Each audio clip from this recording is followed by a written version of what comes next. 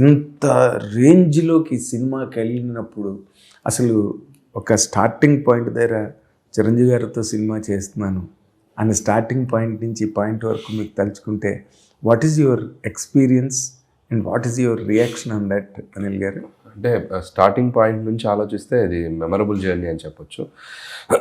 చిరంజీవి గారు అనేది ఒక మాట్లాడుకుంటూ పోతే అది చాలా పెద్ద చాప్టర్. అవును, పెద్ద సముద్రం. అది చాలా పెద్ద చాప్టర్ ఆయన గురించి. ఎందుకంటే 1978 నుంచి ఇప్పుడు వరకు 2026 వరకు మన 157 చిత్రాలు తీశారు ఆయన.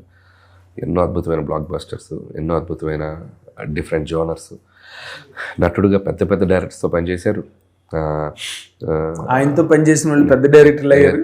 ఎన్నో ఇండస్ట్రీ హిట్స్ ఇచ్చారు. నటుడిగా, డాన్సర్గా, సోషల్ రెస్పాన్సిబిలిటీతో వాట్ నాట్ అన్నీ కవర్ చేసినటువంటి ఒక పర్సనాలిటీ. స్టిల్ అంత స్థాయిలో ఉన్న వ్యక్తి కూడా ఇప్పటికీ ఒక కొత్త కుర్రోడు, అప్కమింగ్ డైరెక్టర్ ఒక అనిల్ రావిపూడి వాడు వస్తే రిసీవ్ చేసుకొని ఇంకా ఆ డౌన్ టు ఎర్త్ మెయింటైన్ చేస్తూ బచ్చాగాలం ఆయన ముందు ఆయన సినిమాలు చూస్తూ పెరిగిన వాళ్ళం. చెప్తుంటే మేము ఆయనకి ఏదో చెప్తుంటే ఆయన ఓపిక్గా విని, సో మా ఐడియాలజీని అర్థం చేసుకొని దానికి తగ్గట్టు ఆయన మౌల్డ్ అయ్యి ఆయన పెర్ఫార్మెన్స్లు చేయటం, అది మాటల్లో చెప్పలేను. That credit goes to Chiranjeevi గారు. స్టిల్ ఇంకా ఆయనలో ఉన్న ఒక ఎనర్జీ లెవెల్స్, ఆయన తీసుకుంటున్న కేర్, లుక్ పరంగా అండ్ యాక్టింగ్ పరంగా ఆయనకి అన్లిమిటెడ్ వర్షన్ అది. సో ఇంత గొప్ప స్టార్ని డైరెక్ట్ చేయటం, ఆ జర్నీ ఒకసారి గుర్తు చేసుకుంటే every moment is makes me like more emotional. ఆయనతో ఉన్న ప్రతి మూమెంటు, గడిపిన ప్రతి క్షణం. అండ్ ఈరోజు డెలివర్ అయ్యాక, సినిమా పెద్ద బ్లాక్ బస్టర్ అయ్యాక ఆయన నన్ను చేపట్టుకొని నన్ను ఆప్యాయంగా హక్ చేసుకున్న ఆ moment, starting point, end point, it's like ఇది another chapter in my career. So అంతే లైఫ్. ఇప్పుడు చిరంజీవి గారు ఇమేజ్ని కథ రాయడం అన్నది, సినిమా తీయడం అన్నది పక్కన పెట్టాలి ఒక క్షణం. కథ రాయడమే అందులో పెద్ద కత్తి మీద సాం చిరంజీవి గారికి. ఎందుకంటే ఇప్పుడు మీరు చాలా చోట్ల చెప్పారు అండ్ సినిమా చూస్తూ కూడా అర్థమవుతుంది. ఒక ఆయన ఇమేజ్, ఆయన గ్లింప్సెస్, ఆయన ఫేవరెట్ థింగ్స్, గుండెల్లో, జనం గుండెల్లో ఉన్న వాటి అన్నిటిని మీరు క్యాప్చర్ చేసి వాటికి ఒక ఆల్బమ్ తయారు చేసినట్టుగా అనిపించింది నాకు సినిమా. ఒక పెళ్లి ఆల్బమ్ లాగా ఉంది అది యాక్చువల్గా చెప్పాలంటే. ప్రతి మూమెంట్ ఒక గ్లోరియస్ మూమెంట్ ఫిల్మ్లో. ఆయన ఇమేజ్ని రీచ్ అవ్వాలి కదా. మీరు కథ రాయాలంటే మెంటల్గా కన్సీవ్ చేసేటప్పుడు ఆ రీచ్కి మనం డిస్టెన్స్ కౌంట్ చేయలేం కదా. ఆ రీచ్ అయ్యే డిస్టెన్స్ కష్టం. ఆ రీచ్ అయ్యే ప్రాసెస్లో what is your biggest challenge అండి? కథ రాసి పెన్ను పట్టుకోగానే అంటే మెగాస్టార్ చిరంజీవి గారికి ఉన్న మాస్ ఇమేజ్ని, ఆయనలో ఉన్న అద్భుతమైన కామెడీ టైమింగ్ని, నటుడుగా ఆయనలో ఉన్న ఇంకొక యాంగిల్ని అన్నీ ట్యాప్ చేసుకుంటూ వెళ్ళాలనేది అనుకున్నామండి ఫస్ట్ రాసేటప్పుడు కదా. సో ఒక ఆల్రౌండ్ షోలా ఉండాలి. ఇప్పటి వరకు స్టోరీ ఒక చోట స్టార్ట్ అయ్యి ఒక కథలాగా స్టార్ట్ చేసి వెళ్ళాను నేను.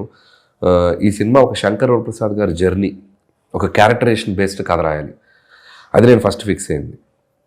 సో అది అద్భుతంగా సినిమా బిగినింగ్ నుంచే ఒక వరప్రసాద్ ఎలా ఉంటాడు అంటే విడాకులు ఇచ్చిన హస్బెండ్లా ఉంటాడు, ఎదురింటి ఆంటీతో క్లిప్పుల కోసం గొడవ పడతాడు, లేదు ఒక ఫైట్ వస్తే ఒక చీఫ్ సెక్యూరిటీ ఆఫీసర్గా ఒక విధ్వంసం చేయగలడు, తన టీం తోటి చిన్నపిల్లలాగా ఆర్గ్యూ చేయగలడు, టీం మేనేజర్స్ కింద టీంతో మాట్లాడినట్టు. సో ఇలా కుదిరిన ప్రతి చోట ఆయనలో ఉన్న ఒక ఇన్నోసెన్స్ని క్యారెక్టర్ తాలూకులో తీసుకొచ్చాం, ఆయనలో ఉన్న పవర్ని క్యారెక్టర్లో తీసుకొచ్చాం, ఆయనలో ఉన్న ఒక సున్నితమైన ఎమోషన్స్ని క్యారెక్టర్లో తీసుకొచ్చాం.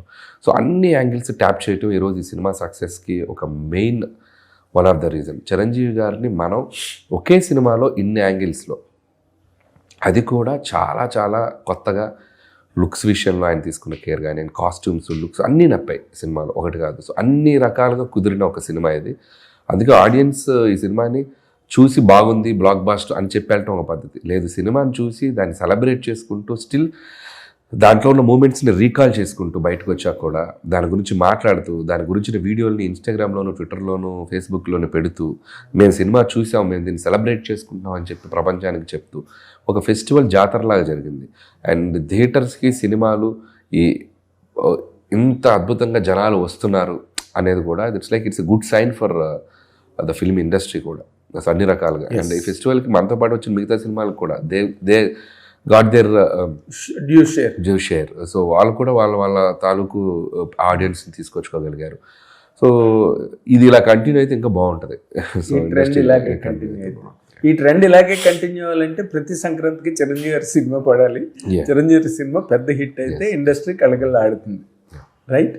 ఇప్పుడు ఈ సినిమా దాంట్లో అంటే చిరంజీవి గారుని మీరు ఒక కొత్త కథ చెప్పారు చిరంజీవి గారికి. ఈ బిట్లన్నీ చిరంజీవి గారు చేసినవే, వాటిని మీరు మళ్ళీ చాలా వాటిని రీఆర్టికులేట్ చేసి చాలా అద్భుతంగా చూపించారు. మీ ఇద్దరి మధ్య సింక్ కుదరడానికి ఫస్ట్ టైం చేస్తున్నారు కదా మీ ఇద్దరు. ఫస్ట్ ఆ సింక్ కుదరడానికి ఎన్నాళ్ళు పట్టిందండి షూటింగ్ స్టార్ట్ అయ్యాక? ఒక 1 week to 15 days. ఒక 15 daysకి ఇద్దరికి ఒక అండర్స్టాండింగ్ వచ్చేసింది. సో మొదటి షెడ్యూల్లో ట్రావెల్ అయ్యాం. సో నెక్స్ట్ షెడ్యూల్కి సింక్ అయిపోయాం.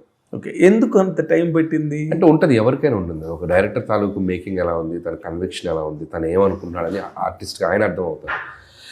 అలాగే ఒక హీరోగా ఆయన ఏం ఎక్స్పెక్ట్ చేస్తున్నారు, సో ఆయన ఏమనుకుంటున్నారు అనేది నేను అర్థం చేసుకోవడానికి ఒక టైం పడుతుంది.